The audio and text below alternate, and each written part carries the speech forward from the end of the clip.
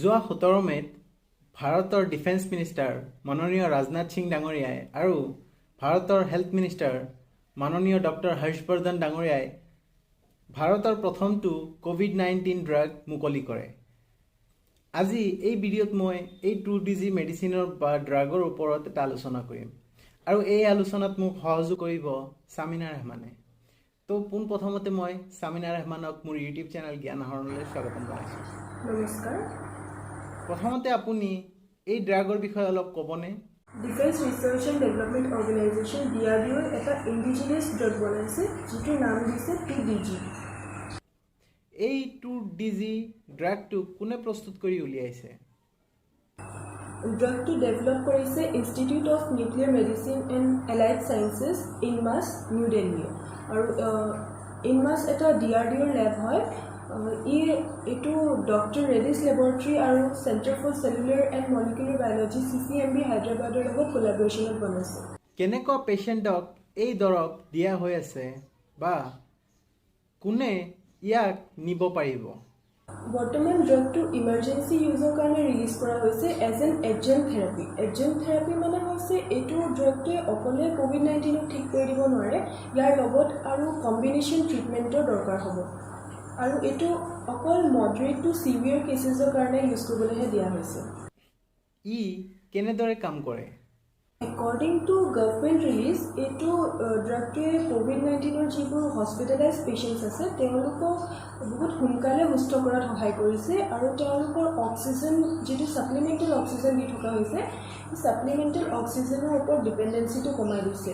আৰু লগতে কৈছে যে এইটো ড্ৰাগটো যিটো 2DG মলিকিউল আছে সেই মলিকিউলটোৱে অকল ভাইৰাছ ইনফেক্টেড চেলছবোৰত গৈ এনাৰ্জি প্ৰডাকশ্যনটো ৰখায় আৰু ভাইৰাছবোৰ মৰাত সহায় কৰে। এই 2DG ড্ৰাগটো কি? ইয়াক কেনেকৈ বনোৱা হৈছে? 2DG মানে হৈছে 2-ডিঅক্সিগ্লুক'জ আৰু এইটো হৈছে নৰ্মেল গ্লুক'জৰ এটা এনালগ। নৰ্মেল গ্লুক'জটো দেখিবলৈ এনেকুৱা হয় আৰু এইটো হৈছে ডিঅক্সিগ্লুক'জ। ডিঅক্সি মানে হৈছে অক্সিজেন এটা নাই, অক্সিজেনটো ক'ত নাই? ছেকেণ্ড পজিশ্যন, এইটো পজিশ্যন 2টোত অক্সিজেন এটা নাই, সেইকাৰণে আমি এইটো 2-ডিঅক্সিগ্লুক'জ বুলি কৈছোঁ। ই আমাৰ দেহত কি কৰে? আমাৰ দেহৰ ভিতৰত থকা ভাইৰাছবোৰক ই কেনেকৈ মাৰে? ইয়াৰ ওপৰত অলপ ডিটেইলছত ক'ব নেকি? ডিঅক্সিগ্লুক'জে আমাৰ বডিত কি কৰে সেইটো জনাৰ আগতে আমি জানিব লাগিব যে গ্লুক'জে কি কৰে। আমি যেতিয়া নৰ্মেল গ্লুক'জ কনজিউম কৰোঁ তেতিয়া কি হয়, আমাৰ চেলছবোৰৰ ছাৰ্ফেচত কিছুমান গ্লুক'জ ট্ৰান্সপৰ্টাৰ লাগি থাকে যিবোৰ আমি গ্লুট বুলি কওঁ। সেই গ্লুক'জ ট্ৰান্সপৰ্টাৰবোৰে কি কৰে, চেলৰ বাহিৰৰ পৰা গ্লুক'জবোৰ চেলৰ ভিতৰলৈ নিয়াত সহায় কৰে। আৰু এবাৰ যেতিয়া চেলৰ ভিতৰত সোমাই গ'ল গ্লুক'জটো, তাৰপিছত সেইটো এটা প্ৰচেছ হয় যিটো আমি গ্লাইক'লাইচিছ বুলি কওঁ। সেই গ্লাইক'লাইচিছ প্ৰচেছটোত কি হয়, গ্লুক'জটো গ্লুক'জৰ পৰা পাইৰুভেটলৈ কনভাৰ্ট হয় আৰু এইটো অলপ দীঘলীয়া প্ৰচেছ হয়। গোটেই ডিটেইলছখিনি মই নকওঁ, 10টামান ষ্টেপ থাকে। তো এই প্ৰচেছটোত বহুতখিনি এনাৰ্জি ৰিলিজ হয় আৰু সেই এনাৰ্জিখিনি যিবোৰ চেলৰ ভিতৰত চেল অৰ্গেনেলছ থাকে, চেল অৰ্গেনেলছবোৰৰ ফাংচনিঙৰ কাৰণে দৰকাৰ হয়।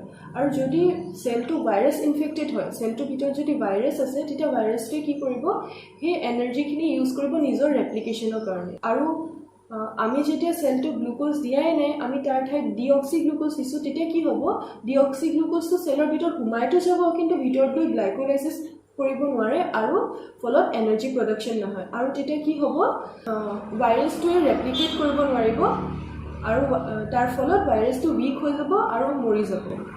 ৰিপৰ্ট মতে এই ড্ৰাগটোৱে অকল ইনফেক্টেড চেলবোৰৰ ভিতৰত গৈ ভাইৰাছটোক মাৰি দিয়ে। তো এই ড্ৰাগটোৱে কেনেকৈ গম পাব যে এইটো নৰ্মেল চেল বা এইটো ইনফেক্টেড চেল আৰু এইটো নৰ্মেল চেলৰ ভিতৰত নাযাবনে? হয়, এইটো কৈছে যে যিটো 2DG মলিকিউল সেইটো অকল ভাইৰাছ ইনফেক্টেড চেলছবোৰৰ ভিতৰত যাব, কিন্তু চাব গ'লে তেনেকুৱা নহয়। নৰ্মেল চেলছেও ল'ব কিন্তু অলপ কম পৰিমাণত ল'ব, কাৰণ যেতিয়া নৰ্মেল চেল এটাই কাম কৰি আছে তাক ইমান এটা বেছি এনাৰ্জি দৰকাৰ নহয়। কিন্তু যদি তাৰ ভিতৰত ভাইৰাছ আছে আৰু ভাইৰাছৰ ৰেপ্লিকেশ্যন হৈ আছে, তেতিয়া কি হ'ব, ভাইৰাছটোকো এনাৰ্জি দৰকাৰ হ'ব আৰু চেলত প্ৰডিউচ হোৱা এনাৰ্জিখিনি চব ভাইৰাছে ইউজ কৰি থাকিব। তেতিয়া চেলটোৰ এনাৰ্জি ডিমাণ্ড বেছি হ'ব আৰু এনাৰ্জি ডিমাণ্ড বেছি হ'ব মানে গ্লুক'জৰ ডিমাণ্ডটো বেছি হ'ব।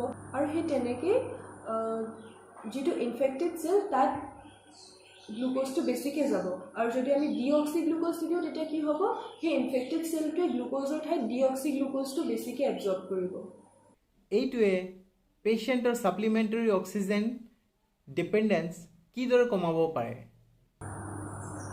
নৰ্মেলি আমাৰ বডিত ইমান এনাৰ্জি প্ৰডাকশ্যন হৈয়ে থাকে আৰু এনাৰ্জি প্ৰডাকশ্যনৰ কাৰণে অক্সিজেনৰ দৰকাৰ হয় এতিয়া যেতিয়া আমি বডিক গ্লুক'জ দিয়া নাই তাৰ ঠাইত ডিঅক্সি গ্লুক'জ দিছোঁ তেতিয়া কি হৈছে গ্লাইক'লাইচিছৰ গোটেই প্ৰচেছটোৱে কাট কৰি দিয়া হৈছে আৰু তাৰ ফলত এনাৰ্জি প্ৰডাকশ্যন নহৈছে আৰু সেই এনাৰ্জি প্ৰডাকশ্যনৰ কাৰণে যিখিনি অক্সিজেনৰ দৰকাৰ হৈছিল সেইখিনি বাচি গৈছে আৰু সেই অক্সিজেনখিনি আমাৰ বডিৰ বেলেগ বেলেগ পাৰ্টছে ইউজ কৰিব পাৰিছে যেনেকৈ ধৰি লওক ব্ৰেইনত ইউজ হ'ব পাৰিছে যাৰ কাৰণে হাইপক্সিয়া হোৱাৰ পৰা বাচিব পাৰি সেই তেনেকেই ছাপ্লিমেণ্টেল অক্সিজেনৰ ওপৰত ডিপেণ্ডেঞ্চিটো কমাই দিছে ইয়াৰ ফাৰ্ষ্ট ট্ৰায়েলটো কেতিয়া কৰা হৈছিলে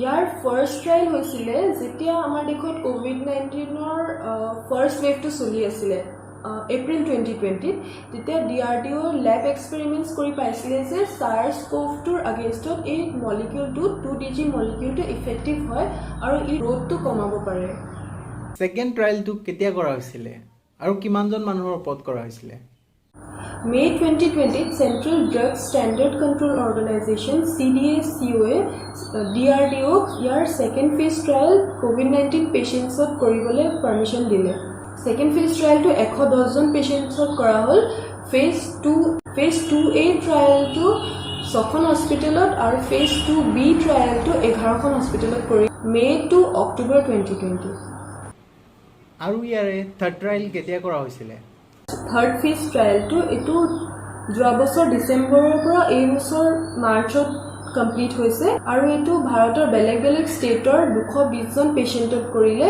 দিল্লী উত্তৰ প্ৰদেশ ৱেষ্ট বেংগল কৰ্ণাটকা গুজৰাট ৰাজস্থান মহাৰাষ্ট্ৰ আন্ধ্ৰ প্ৰদেশ তেলেংগানা আৰু তামিলনাডুত কৰিলে এই ট্ৰায়েলখিনি হোৱাৰ পাছত ইয়াৰ পৰা কি পোৱা গ'ল ট্ৰায়েলখিনিত পালে যে এইটো COVID-19 পেচেণ্টছৰ ওপৰত কমপ্লিটলি ছেফ হয় ই COVID-19 পেচেণ্টৰ ৰিকভাৰী টাইমটো বহুত কমাই দিলে অলমোষ্ট 2.5 ডেজ কমাই দিছে আৰু ছাপ্লিমেণ্টেল অক্সিজেন ডিপেণ্ডেঞ্চিটো 42% কমাই দিলে আৰু দেখা পালে যে এইটো 65 ইয়াৰ্ছৰ ওপৰৰ পেচেণ্টছৰ ওপৰতো ইফেক্টিভ হয় এই ড্ৰাগটোৱে অকল যদি ইনফেক্টেড চেলবোৰৰ ভিতৰত গৈ ভাইৰাছটোক মাৰিব পাৰে আৰু পেচেণ্টৰ ছাপ্লিমেণ্টাৰী অক্সিজেন ডিপেণ্ডেঞ্চ কমাব পাৰে তেতিয়াহ'লে ইয়াক কিয় অকল চিভিয়াৰ কেছৰ কাৰণে মুকলি কৰিছে সকলোৰে কাৰণে কিয় এইটোক মুকলি কৰা নাই বা চবে এইটো কিয় ল'ব নোৱাৰে আমাৰ দেশৰ পপুলেশ্যন বহুত বেছি আৰু ইয়াৰ ট্ৰায়েলটো হৈছে অকল 300ৰ পৰা 350 মানুহৰ ওপৰত সেইকাৰণে আমি ইয়াৰ ছাইড এফেক্টছবোৰ ভালকৈ এতিয়ালৈকে গম নাপাওঁ আৰু এতিয়ালৈকে ছাফিচিয়েণ্ট ডেটা পাব্লিছো হোৱা নাই সেইকাৰণে যদি চিমটমছ নাই বা খুব মাইল্ড চিমটমছ আছে তেতিয়াহ'লে এই ড্ৰাগটো কনজিউম কৰিব নালাগে আৰু অকলে ডক্টৰে এডভাইচ কৰিলেহে কনজিউম কৰিব লাগে কাৰণ আমাৰ বডিটো নৰ্মেল চেলছো থাকিব আৰু যেতিয়া নৰ্মেল চেলে এই ড্ৰাগটো এবজৰ্ব কৰিব তেতিয়া কি হ'ব এনাৰ্জি প্ৰডাকশ্যনটো একদম কমি যাব ফলত মানুহজন বহুত উইক হৈ পৰিব এই ড্ৰাগটো কি ফৰ্মত এভেইলেবল হয় এইটো ড্ৰাগটো পাউডাৰ ফৰ্মত ছেশ্বেট এভেইলেবল হয় এইটো নৰ্মেল গ্লুক'জ পাউডাৰৰ নিচিনাই পানীত গুলি খাব লাগে এইবোৰ হৈছে অলপ টেকনিকেল কথা আমি ইয়াৰ ভিতৰে ইমান বেছিকৈ সোমোৱা নাই কাৰণ আপোনাৰ বুজিবলৈ অসুবিধা হ'ব পাৰে সেইবাবে আমি ভিডিঅ'টো যিমান পাৰোঁ সিমান সহজ কৰাৰ চেষ্টা কৰিছোঁ তথাপিও আপোনাৰ যদি কিবা বুজিব লগা বা কিবা নুবুজাকৈ আছে যদি কিবা ডাউট আছে